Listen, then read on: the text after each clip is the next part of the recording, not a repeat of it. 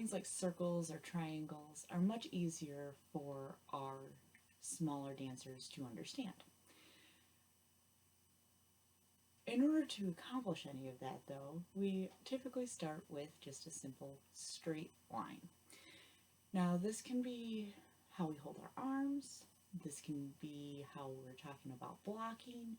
Shapes are a lot easier to understand. A standard dynamic in a dance studio is to have lines, where in this case I drew out two lines. One would be a front row, one would be a back row, or vice versa.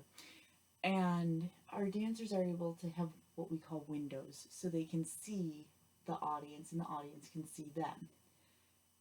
This teaches our pre-dancers early on how to stand. There's usually blocking on the floor so they can have a spot that is theirs. But this works on how to stay in your personal space. This works on that line that we need because, again, straight lines are often easier to understand. We can also move in a circle fashion with this.